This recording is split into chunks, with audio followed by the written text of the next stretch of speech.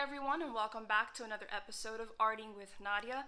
And in our last episode, we did a really simple value scale using a number 2 pencil and transitioning from lightest to darkest, which is what values are all about. And in this tutorial today, we're going to take that a step further and create 3 value scales using 3 different methods to get from lightest to darkest. So, if you're ready to go, grab a paper, a number 2 pencil, and a ruler, and we'll get started right away. And please don't forget, if you like what you see and you'd like to see more, give me a thumbs up, comment down below, push that subscribe button, and press that little bell.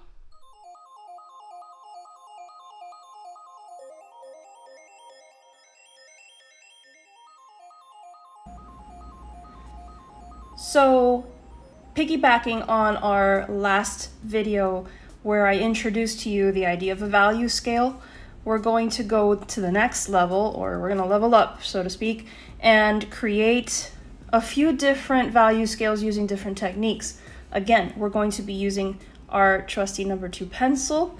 You're going to grab a ruler or any type of straight edge you can find. And if you have this mighty thing, it's called a kneaded eraser. You can get these, I think now you can get them at the office supply store. You can go online. You can go to the craft stores, art supply stores. This is really cool. It's almost like putty. And you might have seen this around, maybe not, but you can break it apart into smaller bits. I can mold it if I need to erase little teeny tiny areas. Now this kind of eraser isn't good for everything. I should make that clear. This kind of thing is good for if you get into charcoal, or if you are shading something with pencil and you want to lighten it, which is basically why I have this here today, because I promised you that if I made a mistake in the value scale, or you made a mistake in the value scale, I would teach you how to edit and change the values if it's too dark with an eraser. And this is the kind of eraser that I would normally go for.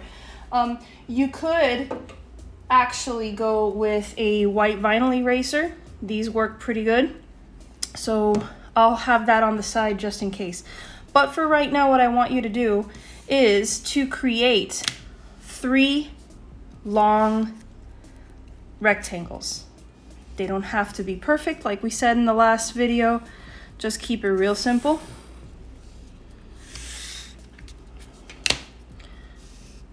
I like to cut the excess steps out of the way. I like to be efficient when I can.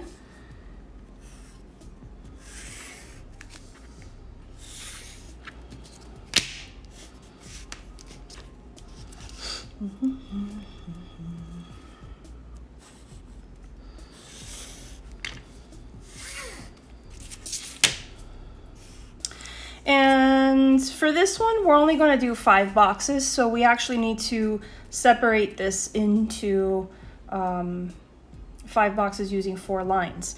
So I'm just going to kind of freehand the first one. They don't have to be perfect, you know me. And then what you can do to save time is to just line the ruler up, or your straight edge up, and draw the separations the same way. Look how smart I am. Unbelievable.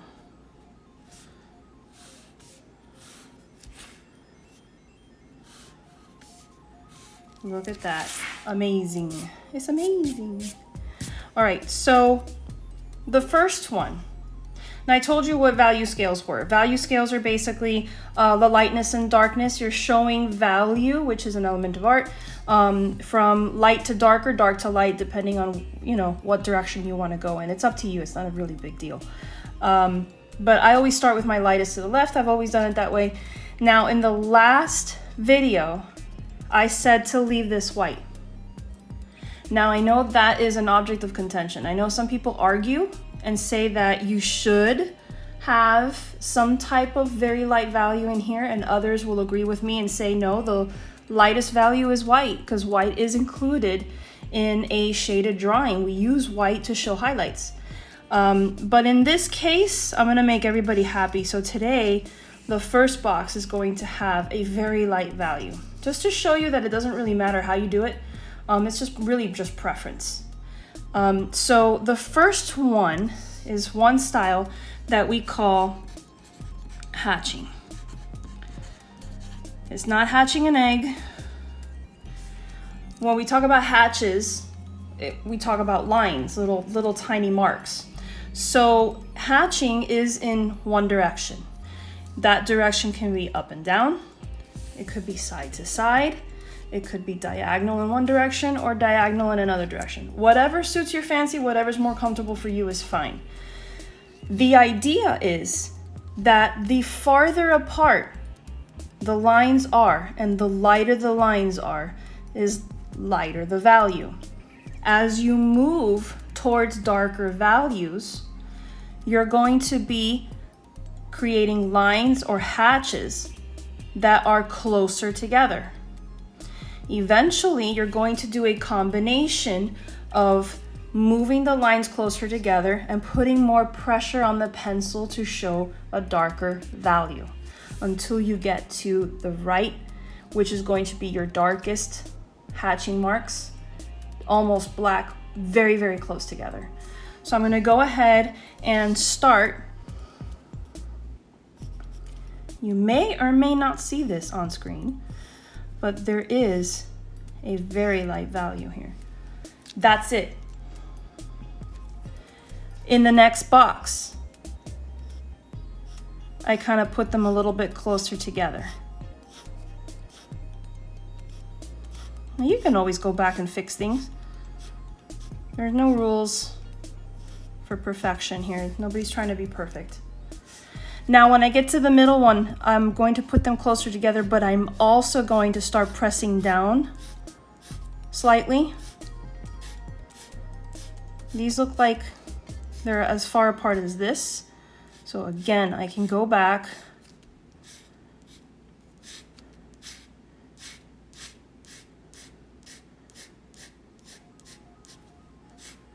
Get them closer together. So you see what's happening. The value's getting darker and the lines are getting closer together, which also is creating the illusion that these things are getting closer and darker.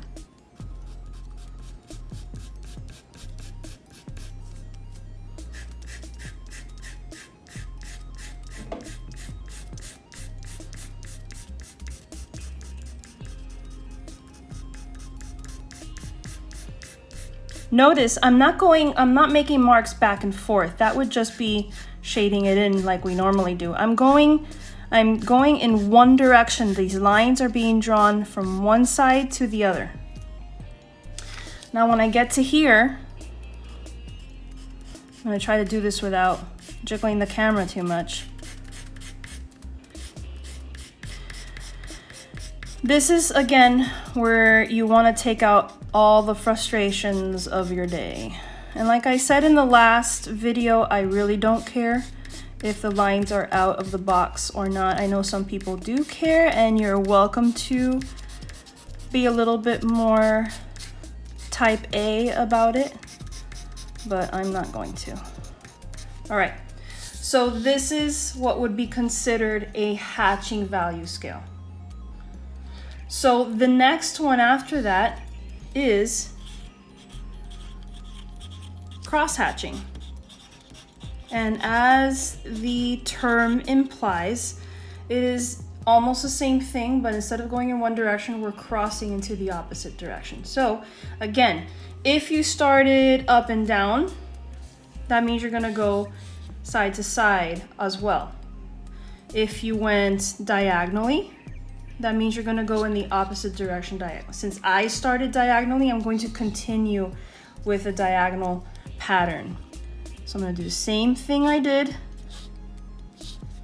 in the one above, but this time I'm going to do the same in the opposite direction and same distance apart. That's basically cross-hatching. So then when we move to the next box, I'm still not pressing down on the pencil too much because I do want to create the illusion of a gradual darkening of the values. And that happens in both ways. The pressure on your pencil and how many lines you put together and how close together they are.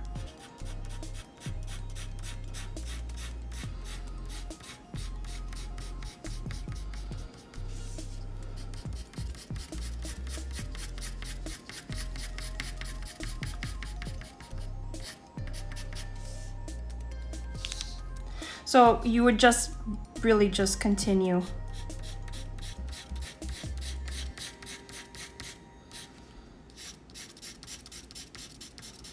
I'm pressing down a little harder this time on this box. And remember that trick I told you from the first video? If you squint your eyes until this goes out of focus, you'll notice if the values are too close together or they started to melt together and they look the same. That means that you have to go in and fix something, whether it's lightening or darkening. So let's say I got too dark here. This is what I wanted to show you today. So again, this is a kneaded eraser.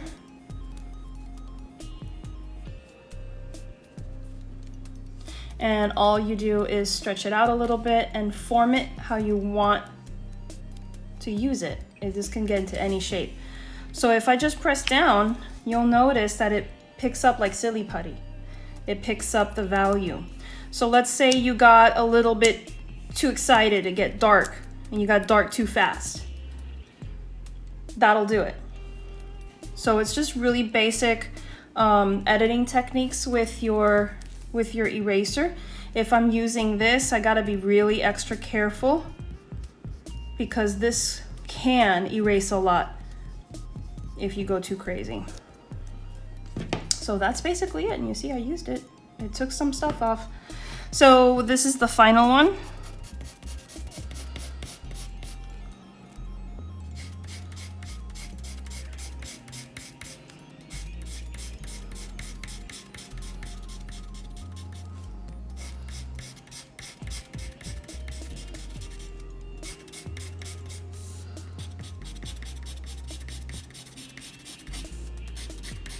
I might fast forward a little bit if this gets too long. Bear with me. So that's cross-hatching for you. So the last one, there are actually two more that I wanted to do, but the last one I'm gonna talk to you later about. I don't like doing it with pencil. I think it's more effective in, let's say, fine liner pens, like Sakura pens, or the drawing pens, or even ballpoint. I think it's more effective, but I'll get into that a little later. This one has a couple different terms. This is, I've always learned it being called scribbling.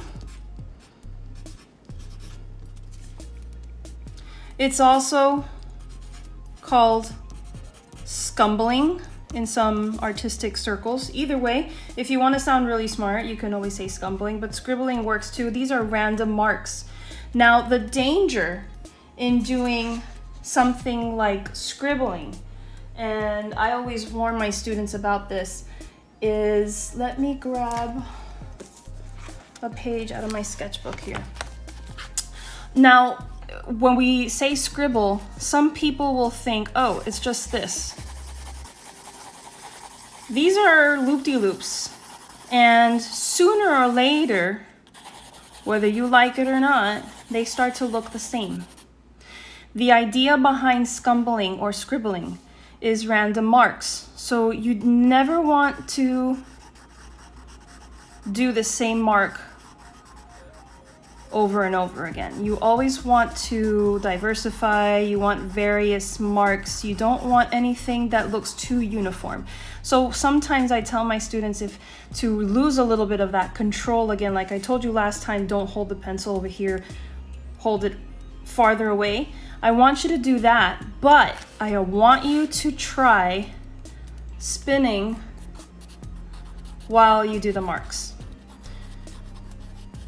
That will ensure that you don't get too comfortable and start doing these. Okay? Why do we want to do this? Why do I want to do any scribbling? It doesn't make any sense. Actually, there is a lot of artwork, and you can search them up online any time of the day, is you can see how scumbling is used in shading. A lot of artists use scumbling or scribbling as their form of shading. And I invite you to do a basic internet search and look up scribbling or scumbling drawings, and you'll see what I mean. This has a purpose. A lot of my drawings that I did in college and high school were this. I kind of fell in love with this idea. So how do we do this as a value scale? Well, the first one I'm gonna do is very light. I'm not even like pressing down, so I'm really holding the pencil very loosely. And my marks are very far apart. I'm not going too crazy. And you see that I'm twisting and spinning my pencil just to make sure that there's no uniformity in the marks and they're all random. Next one, I'm gonna go a little bit more pressure, but not too much. And then keep spinning. Maybe make those marks slightly closer together.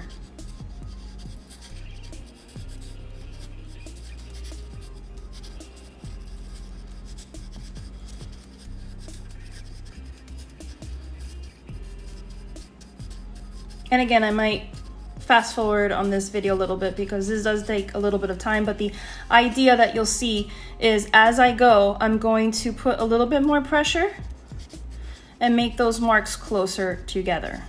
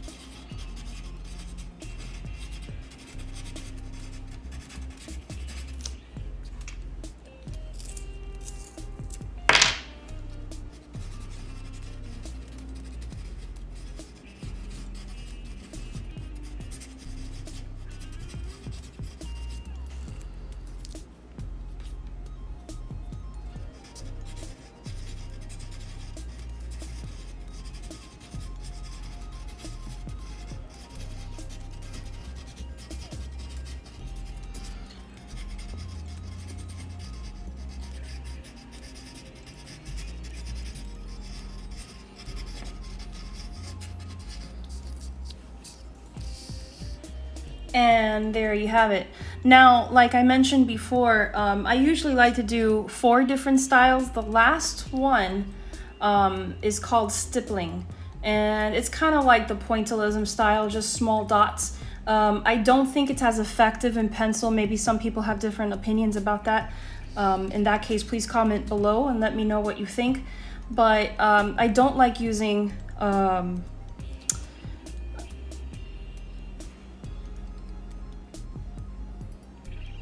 stippling for I don't like using stippling in pencil, and I think it's much more effective with the ink materials such as pens ballpoint pens, micro pens, whatever it is that you have in stock when you do pen drawings, gel pens, all that stuff, it always works better with pens, I've found, than working in pencil. So I'm gonna leave it at this for this particular tutorial.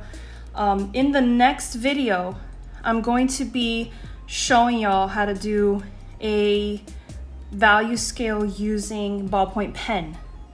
And again, I have a lot of opinions about that. I tend to like ballpoint pen. That is my material of choice actually when I work professionally.